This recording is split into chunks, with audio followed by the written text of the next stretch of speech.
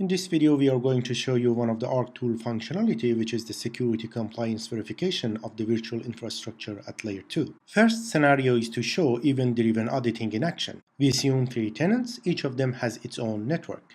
Network isolation policy for all tenants should hold for every change in the infrastructure. Tenant C launches a new VM.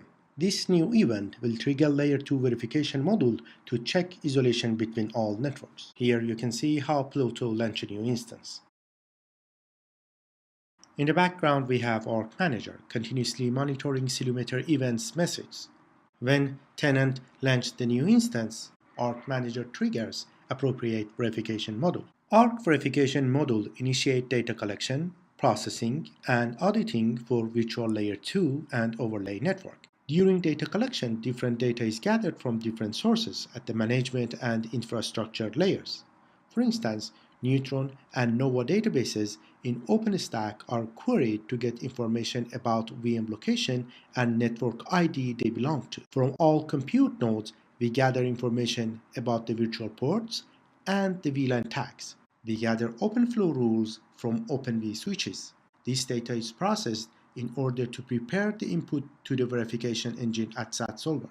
Finally, SAT-Solver is launched to audit layer 2 isolation on all networks.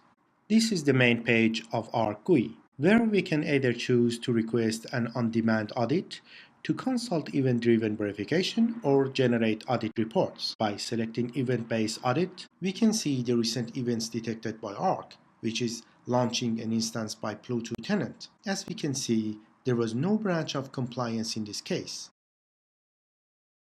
We now move to a second scenario to show an attack, where tenant Pluto tried to have illicit access to the other tenant's VMs. The first attack is performed in the same compute node. First, Pluto tries from the console of his VM to access at layer 2 VM of another tenant.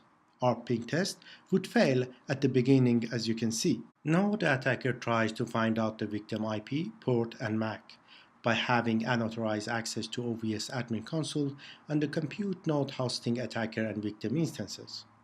Then, attacker finds victim interface by using victim's MAC address. Attacker discovers his and victim VLAN tag and modifies his interface's VLAN tag to the same as victim's interface's tag. Now he can ARP-ping victim machine successfully. A second attack is performed on 2 compute nodes. Pluto tries from the console of his VM to access a VM of another tenant in another compute node. ARP-ping test would fail in the beginning, as you can see. Now the attacker tries to find out the victim's VXLAN ID by having unauthorized access to OVS admin console on the compute node hosting the victim's instance. He fabricates the flow for victim's OVS to have access to victim's network and injects this malicious flow into victim's OVS. Finally, attacker can ARP-ping victim machine successfully. Now we show how we can have an on-demand auditing. Discover non-compliance as isolation is breached between Pluto and some other tenants. In Arc GUI page, we select a standard.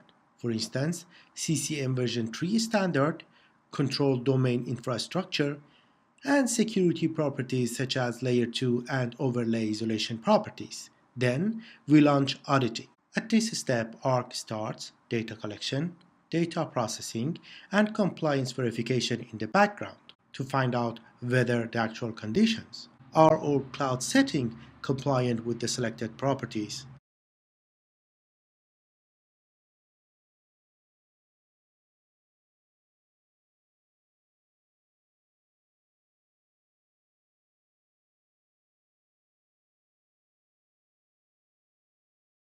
Here we can see Arc audit report for the 2 scenarios we had.